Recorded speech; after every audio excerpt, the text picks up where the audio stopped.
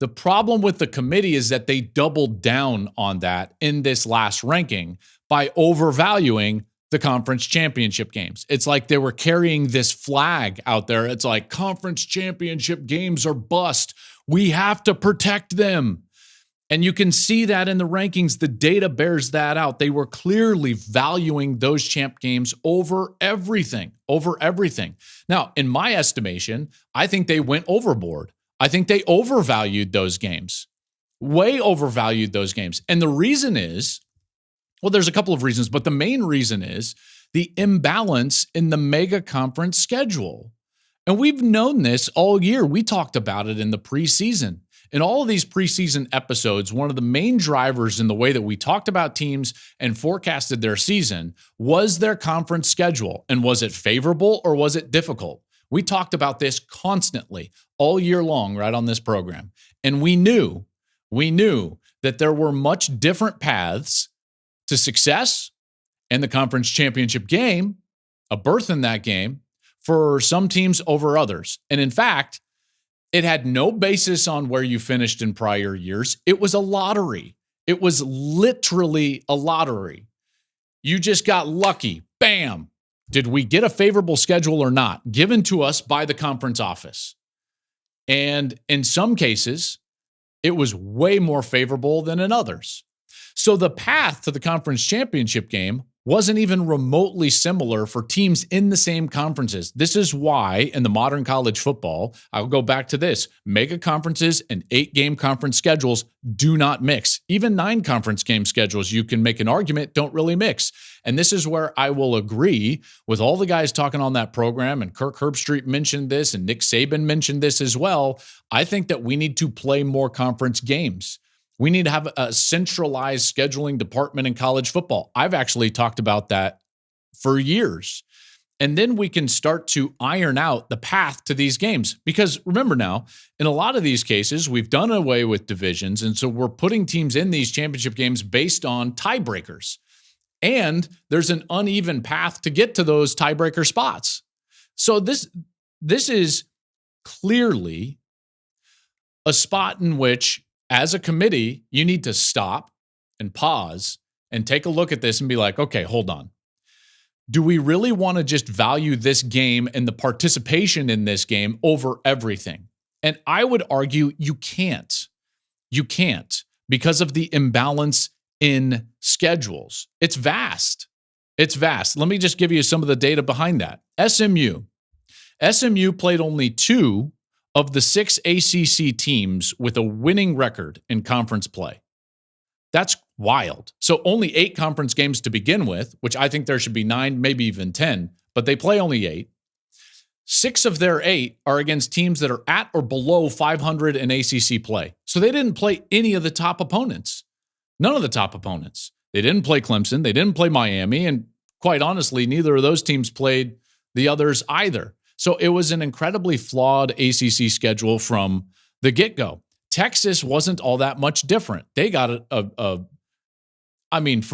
SEC standards, a cupcake SEC schedule.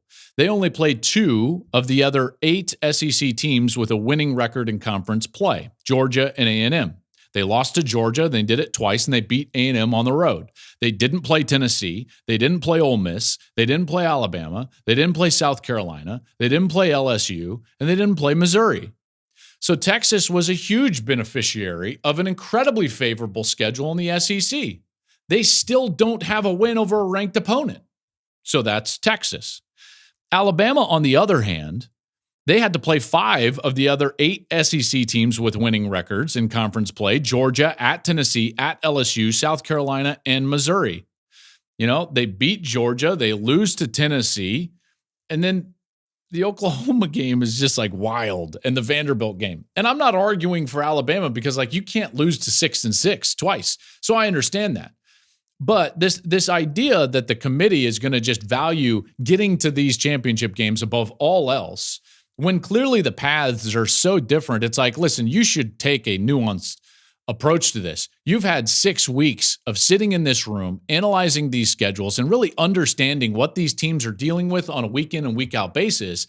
And yet you didn't apply it. And you certainly didn't apply it consistently to the way you were ranking teams in the regular season, in particular after losses.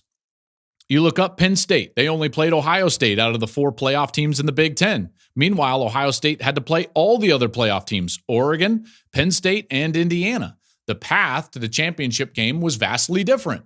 For Ohio State and Penn State, the path to Indianapolis was wildly different. And listen, Penn State earned their spot in that game, and I'm not suggesting that they didn't. They did so in a tiebreak over Indiana.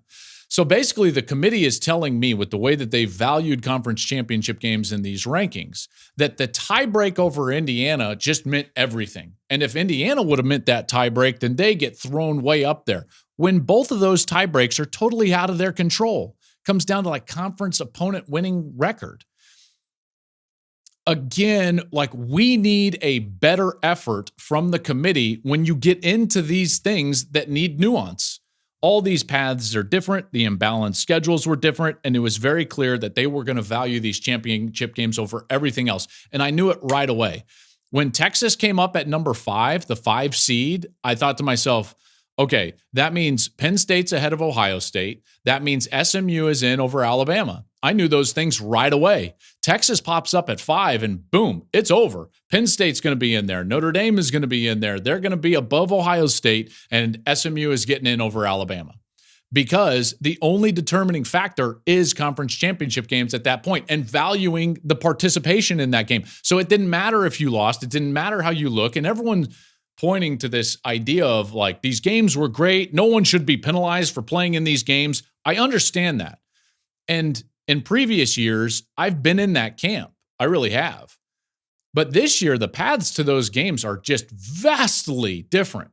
It's not like it used to be where you had to play everybody in your division and win your division in order to get to the game. There was a level, I think, above this year, because this year, the path was created for you by the conference office. And in some cases, and in many cases in these champ games, it was so favorable. It was so favorable. So why does this matter? Well, because they were putting an artificial floor under Texas and Penn State and SMU. And it was artificial.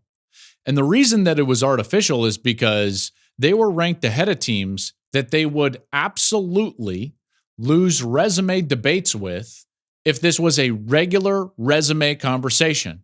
If this committee really was just looking at resumes and trying to create and make arguments about who is better or best, then these numbers look vastly different. That's not like, that's just the data, folks. You look up at the resume. The 5th seed Texas only played in 2 top 25 games. They lost to Georgia in both by 15 at home and on overtime. Schedule looked harder before the year. Certainly, they were at Michigan, they were at A&M and OU, and those teams kind of fell off, but that's an issue.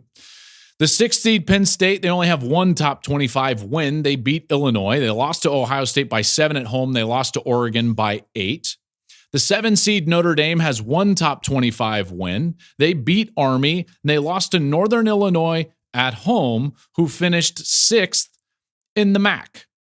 Meanwhile, the 8th seed behind all of them is Ohio State, which beat Penn State on the road, beat 10 seed Indiana by 23, lost to Oregon, the number 1 team in the country, in Autzen by 1, and then lost that inexplicable game to Michigan at home when Michigan was having a down year. Strength of schedule is 29. By resume, of those 4 teams, Ohio State is the best team, and it's the best resume. Then it goes from there. Texas, getting the benefit of the doubt with no top 25 wins, immediately told me the only barometer that puts them at 5 is the fact that they were playing Georgia in the SEC championship game. And you might be fine with that. And that's okay. That's okay. But I am telling you, there are consequences to that. There are unintended consequences to that, and I'll get to them in just a moment. Because by resume, the seeding is wrong. And if you are going by best teams, the seeding is wrong. Now, you could be in a different camp, and that's fine. by saying, no, Joel, you are not supposed to penalize teams for being in those championship games. But that means that you are artificially putting a floor under those teams. So you're pulling these levers at this point in order to keep teams in spots that they maybe don't deserve based on a true metric of resume and a true metric of, hey, who's actually better here? Okay? Now, everybody telling me, and you might be one of them, and I'm not going to tell you you're wrong, and I'm not going to say that the committee did the absolute wrong thing, but what I am going to tell you is that there are unintended consequences here. And I think that they're fairly obvious, but I just want to roll through them briefly here. I believe that what the committee gave us sounds really good in theory, and you can defend it in theory, and it sounds good on social media. And in a lot of ways, they kind of played to the masses. Let them eat cake. Because the sentiment was on SMU's side. It really was. And again, I don't disagree with that, other than the factor that you have to manipulate it to make it happen. So once they wanted to keep SMU in, I think they wanted to keep value conference championship games. And one of the reasons that they wanted to value conference championship games is to keep SMU in the college football playoff. I believe that they were swayed by sentiment. I believe that they were swayed by the fact that the ACC got absolutely jobbed last year with Florida State being undefeated and left out. And they thought to themselves, like, we can't do that again for the same team that we did it last year in Alabama. And I do believe that they manipulated what their process actually is to get SMU in this playoff. Thank you for watching the Joel Klatt Show YouTube channel. And if you liked this clip, make sure to like it and subscribe to the channel. And you can stay up to date on all of my college football coverage.